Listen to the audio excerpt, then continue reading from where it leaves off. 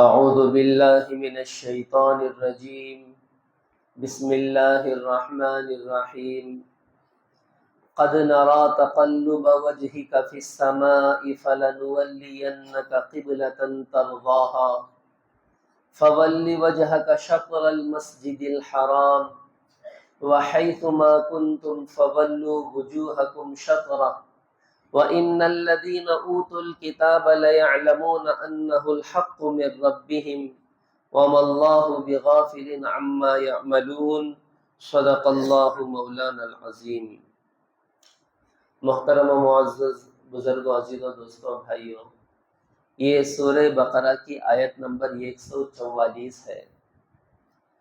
تحویل قبلہ کا سلسلہ گزشتہ آیات سے چل رہا ہے۔ اس شریعت میں سب سے پہلا جو حکم منسوخ ہوا ہے وہ قبلے کا حکم منسوخ ہوا ہے۔ ابتدائی زمانے میں بیت المقدس کی طرف اللہ کے نبی صلی اللہ علیہ وسلم مدینہ پہنچنے کے بعد مستقل بیت المقدس کی طرف رخ کر کے 16 یا 17 مہینے اللہ کے نبی صلی اللہ علیہ وسلم نے نماز پڑھی ہے۔ جب تک اللہ کے نبی صلی اللہ علیہ وسلم مکے میں تھے تو حضور اقدس صلی اللہ علیہ وسلم ایسا رخ اپناتے تھے کہ خانہ کعبہ بھی سامنے رہے، بیت المقدس بھی سامنے رہے۔ رکن یمانی اور حجر اسود کے درمیان کا جو حصہ ہے اس کی طرف حضور اقدس صلی اللہ علیہ وسلم رخ کر کے کھڑے ہو جاتے تھے، جس کی وجہ سے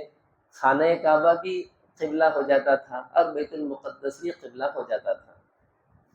تو حضرت عبداللہ ابن عباس رضی اللہ عنہ کی یہی روایت ہے کہ حضور اقدس صلی اللہ علیہ وسلم کو ہجرت سے پہلے مکے میں بھی بیت المقدس کی طرف ہی رخ کر کے نماز پڑھنے کا حکم تھا۔ تو اللہ کے نبی صلی اللہ علیہ وسلم نے ایسا رخ اپنایا کہ دونوں کی طرف رخ ہو جائے۔ لیکن بعض حضرات کی رائے یہ ہے کہ جب تک اللہ کے نبی صلی اللہ علیہ وسلم مکے میں تھے، حضور اقدس صلی اللہ علیہ وسلم کو خانہ کعبہ کی طرف رخ کر کر نماز پڑھنے ہی کا حکم تھا، بیت المقدس کی طرف رخ کر کے نماز پڑھنے کا حکم نہ تھا۔ یہ دوسری روایت ہے۔ یہ جب حضور اقدس صلی اللہ علیہ وسلم مدینہ آئے، چونکہ مدینے میں اہل کتاب کی کثرت تھی، ان کو مانوس کرنے کے لیے، ان کو قریب کرنے کے لیے ان کے قبلے کو قبلہ بنانے کا حکم دیا گیا، اور بیت المقدس کی طرف اللہ کے نبی صلی اللہ علیہ وسلم نے 16 یا 17 مہینے رخ کر کے نماز پڑھی۔ لیکن حضور اقدس صلی اللہ علیہ وسلم چونکہ خانہ کعبہ کو قبلہ بنانے کی آپ کی خواہش تھی، آپ کی تمنا تھی، آپ کی آرزو تھی، اس کی طرف رخ کر کے آپ خود نماز پڑھتے رہے مکے میں،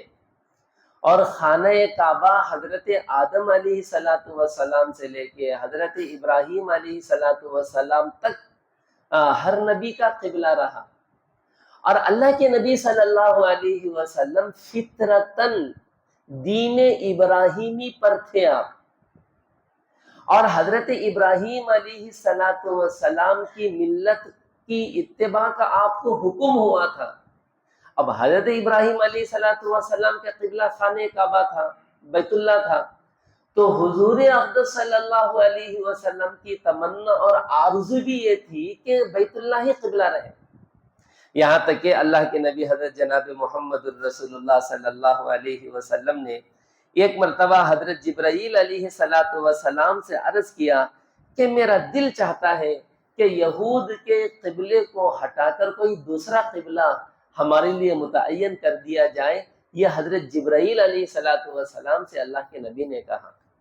اور حضور پاک صلی اللہ علیہ وسلم کی خواہش تھی وہ دوسرا قبلہ خانہ کعبہ ہو۔ حضرت جبرائیل علیہ السلام نے کہا کہ میرے اختیار میں کیا ہے، میں بھی آپ کی طرح ایک بندہ ہوں، آپ اللہ رب العزت سے اس کی دعا کریں، آپ اللہ سے یہ چیز مانگیں، پھر اگر آپ اللہ سے یہ چیز مانگیں گے تو پھر اللہ کی طرف سے آپ کو حکم آئے گا۔ یہ کہہ کے حضرت جبرائیل چلے گئے۔ پھر اس کے بعد اللہ کے نبی صلی اللہ علیہ وسلم نے دعائیں بھی کی اور انتظار میں رہے کہ جبرائیل میری خواہش کے مطابق میرے لیے تحویل قبلہ کا حکم لے کر آئیں گے۔ یہی وجہ تھی، روایتوں میں ہے، حضرت عبداللہ ابن عباس رضی اللہ عنہ کی روایت ہے، حضور اقدس صلی اللہ علیہ وسلم جب بھی نماز سے فارغ ہوتے اپنی نگاہوں کو آسمان کی طرف کر دیتے۔ نماز پڑھتے ہی حضور پاک صلی اللہ علیہ وسلم آسمان کی طرف دیکھتے تھے، ہو سکتا ہے ابھی میرے لیے قبلے کی تبدیلی کا حکم آئے۔ تو آپ صلی اللہ علیہ وسلم باقاعدہ منتظر تھے، انتظار میں رہتے تھے، جب جب بھی نماز پڑھتے آسمان کی طرف دیکھتے، ہر جبرائیل کے آنے کا انتظار کرتے۔ تو کئی دنوں تک 16 یا 17 مہینوں تک یہی سلسلہ جاری رہا۔ پھر حضور اقدس صلی اللہ علیہ وسلم کو نماز کے درمیان میں، وہ ظہر کی نماز تھی یا عصر کی نماز تھی، یہ دونوں روایتیں ہیں، تو حضور اقدس صلی اللہ علیہ وسلم کے لیے نماز کی حالت میں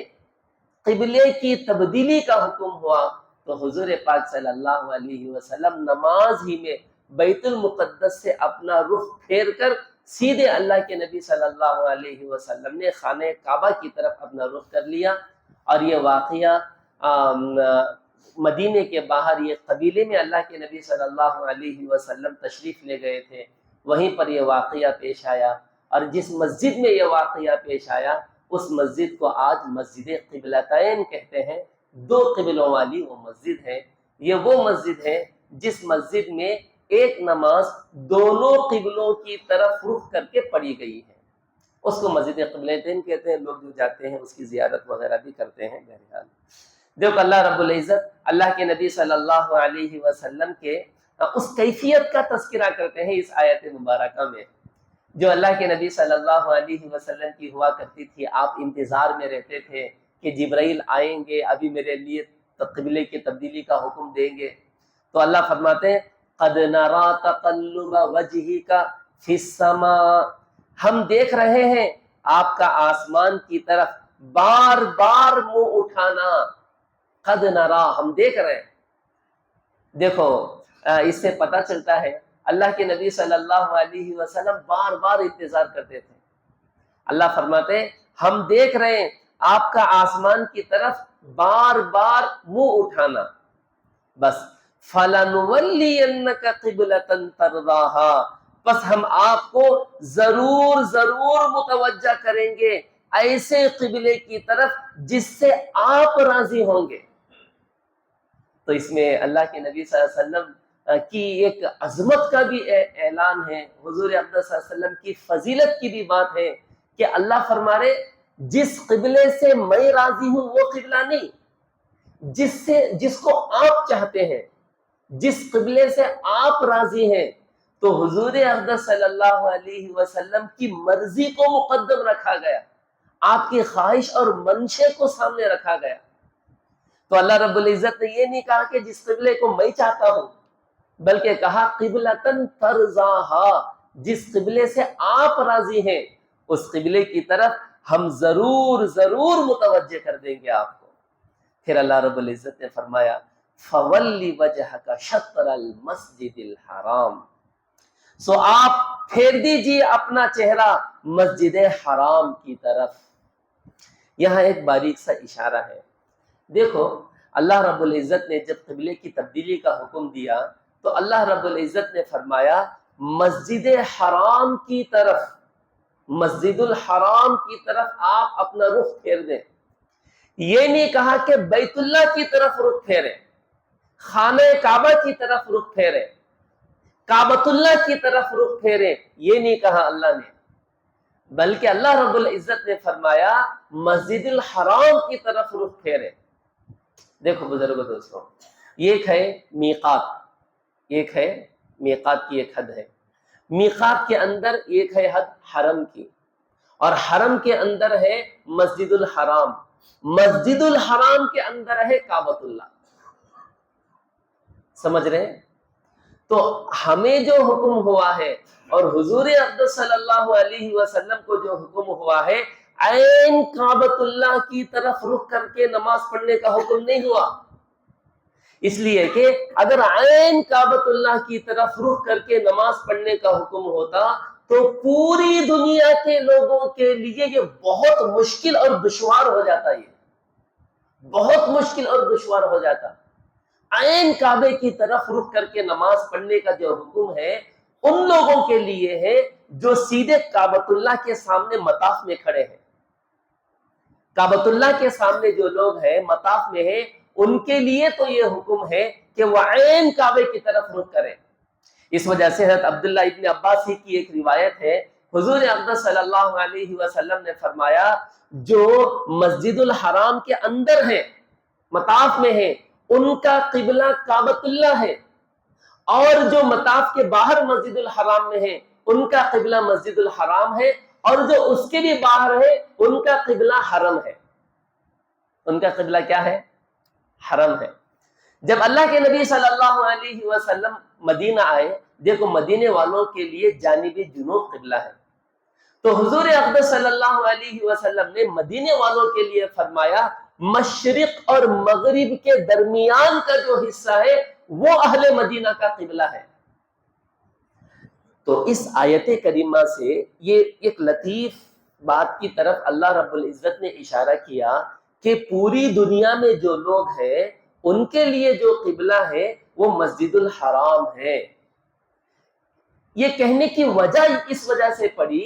کہ عین کعبۃ اللہ کی طرف رخ کرنا مشکل تھا، اس وجہ سے اگر عین کعبۃ اللہ سے تھوڑا ادھر تھوڑا ادھر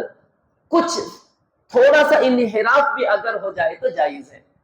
اس وجہ سے علماء نے یہ مسئلہ لکھا ہے، دیکھو کعبۃ اللہ سے یہ جو ہم مغرب کی طرف جو رخ کر کے نماز پڑھتے ہیں، مشرق مغرب جنوب شمال، تو مغرب سے ایک طرف جنوب ہے اور مغرب سے ایک طرف شمال ہے، تو مغرب سے جنوب تک یہ جو حصہ ہے یہ 90 ڈگری کا حصہ ہے۔ یہ اگر کوئی آدمی مغرب سے 45 ڈگری 45 درجے تک اگر اپنا رخ پھیر رہا ہے، انحراف کر رہا ہے، اور اسی طریقے سے یہاں 45 درجے تک اگر اپنا رخ اس کا مڑ رہا ہے تو بھی اس کی نماز ہو جائے گی۔